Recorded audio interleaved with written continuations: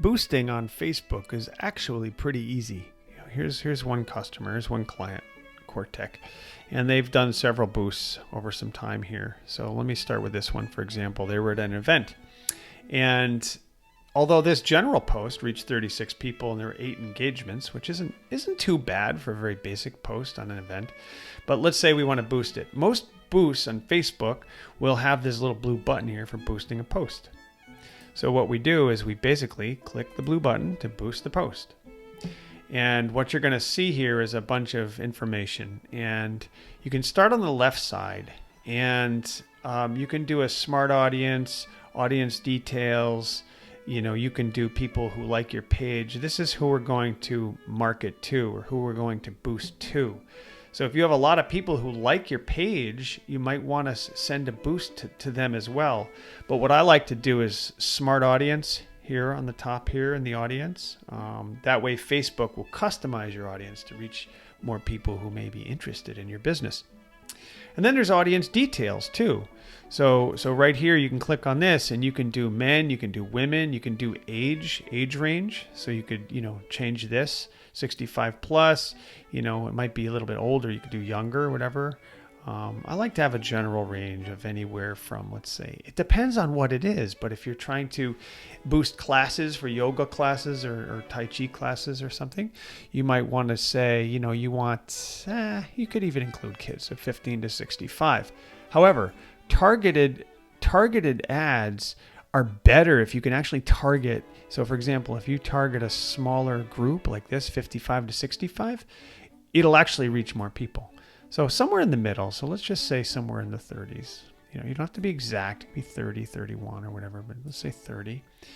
You can type more locations too. You could do New York City. You can pop around on the map. But that's basically all this criteria here, detailed targeting. So take your time, go through it slowly, but this is where you would plug in the audience details here. So take your time going through that. Just make sure that it makes sense. Keep it simple. In fact, boosting is pretty simple, but this is where you would do the audience editing. Okay, so let me get out of here.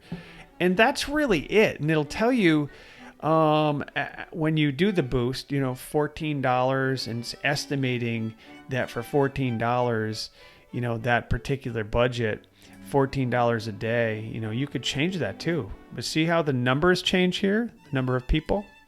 So if you change your budget, so you do $4, $1, 25 people, you could go up here to $200 and try to $300, reach 7.5 thousand people. See, it's much easier to do and is much less expensive than advertising, but this is basically for boosting. I mean, you could start somewhere around $20, let's say. Okay, and you got 503 people estimated per day. Okay, that's your total budget per day. So you go ahead and you let's say it's $20 and you hit boost post now. It's boost post now. You plug in your credit card criteria and you hit next, and this is where you do your credit card information. And that's when you do it. And basically when you hit save, you follow through with setting that up. But this ad here, this is important. So let's say you do $20. This ad will run for 7 days. So make sure you watch it and make sure that it only runs for the 7 days. And this is what they're estimating, between 174 to 503 people reached per day for that particular post. Okay, they're going to boost that post to that number. So at the end of 7 days, you multiply that, and it adds up quite a bit. So at the end of the 7 days, try to watch and see how many people liked your post, see how many people engaged in your post, and see how it works. And keep a note of that, because that's going to tell you whether you should or shouldn't continue doing boost posts on Facebook. But that's really all it takes to run a boost post on Facebook.